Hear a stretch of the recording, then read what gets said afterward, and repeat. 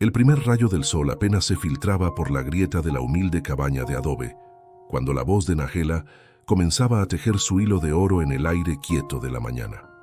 No era un canto para ser escuchado en grandes auditorios, sino una ofrenda íntima, surgida de las profundidades de un espíritu que había encontrado su hogar en Dios. Mientras movía con manos callosas la olla de barro sobre el fuego, mientras peinaba con ternura los cabellos enmarañados de su hermano pequeño, o mientras tendedía las escasas prendas al viento, su voz fluía, un arroyo claro de alabanza que convertía los quehaceres más mundanos en un acto de adoración. Sus himnos no eran evasión, sino afirmación. En ellos, la escasez encontraba abundancia en la provisión divina.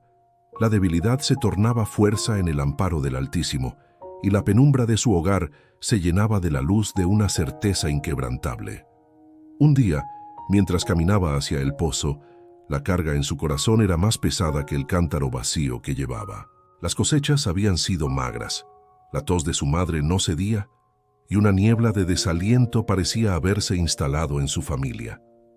Sin poder contenerse, se detuvo junto a un almendro viejo, y con los ojos cerrados y las manos temblorosas, comenzó a cantar un salmo antiguo, una melodía que hablaba de Dios como refugio y fortaleza, un pronto auxilio en la tribulación. No se dio cuenta de que Elías, el leñador, pasaba por el sendero cercano con el ceño fruncido por las deudas, ni de que Marta, la viuda, lloraba en silencio tras la puerta de su casa.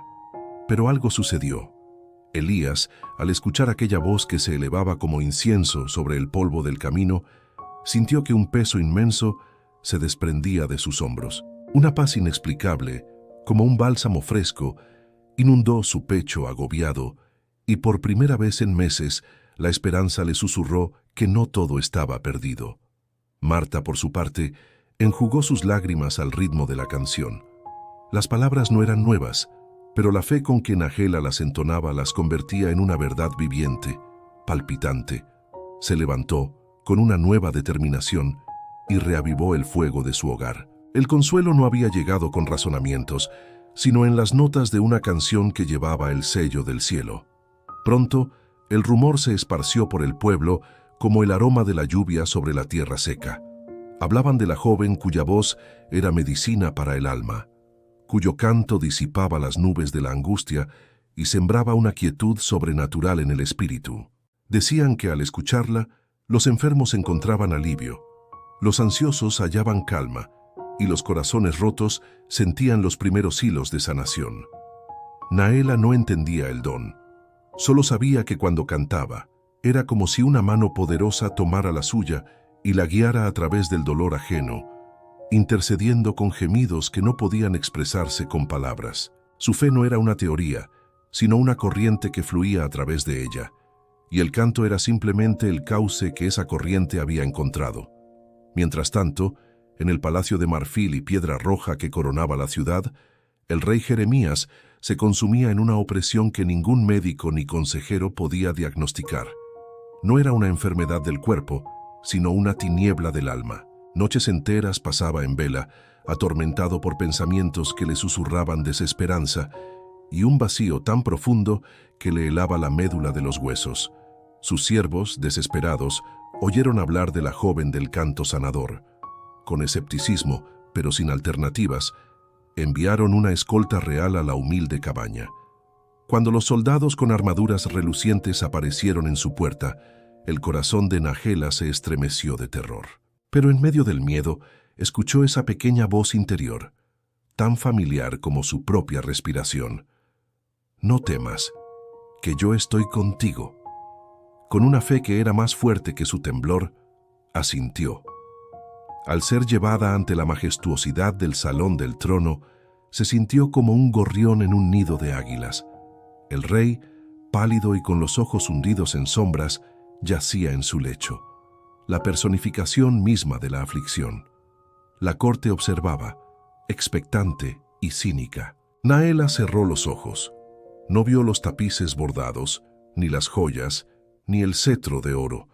Solo vio la necesidad desgarradora en el rostro del hombre atormentado, y entonces respiró hondo, y en un susurro que gradualmente ganó volumen y belleza, comenzó a cantar.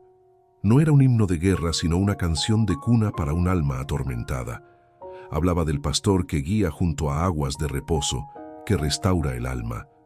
Cada nota era una oración, cada palabra un ungüento. No cantaba sobre Dios, cantaba desde Dios, tangible en la atmósfera, espesa como el aceite sagrado. Al principio, el rey no se inmutó, pero luego sus dedos, aferrados a las sábanas, comenzaron a relajarse. El ceño fruncido que había tallado surcos profundos en su frente empezó a suavizarse. Naela continuó, su voz ahora un torrente de luz, declarando la victoria de Dios sobre las tinieblas, su fidelidad a través de las generaciones, su amor que nada puede apagar. Era como si su canto estuviera desatando nudos invisibles, rompiendo cadenas que ningún ojo humano podía ver. De repente, el rey Jeremías abrió los ojos, y por primera vez en años no había tormento en ellos, sino una paz serena, clara como un lago al amanecer. Un suspiro profundo, liberador, escapó de sus labios. La opresión espiritual, ese yugo que había doblegado su alma, se había quebrado, no por la fuerza, sino por la alabanza pura y llena de fe de una joven que había creído que su Dios era más grande que cualquier tiniebla. La noticia corrió por todo el reino como un reguero de pólvora sagrada.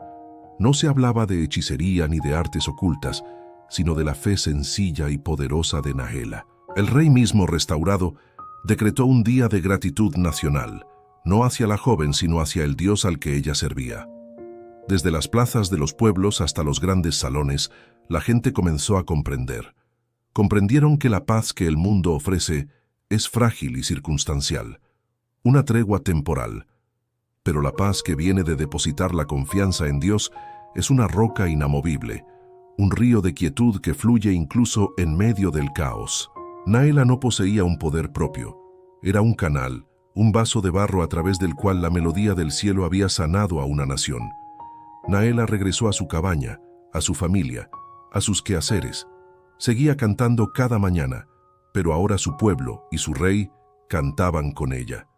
Su vida se convirtió en un testimonio silencioso y elocuente de que los dones más grandes no están en la fuerza, la riqueza o la sabiduría humana, sino en la rendición total de un corazón que confía. Y en cada amanecer su voz, junto con las de miles, seguía elevándose, recordándole a todo un reino que la verdadera paz, la que sobrepasa todo entendimiento, no se encuentra en palacios de marfil, sino en el santuario de un alma que ha aprendido a cantar, contra toda evidencia, la canción de la fe.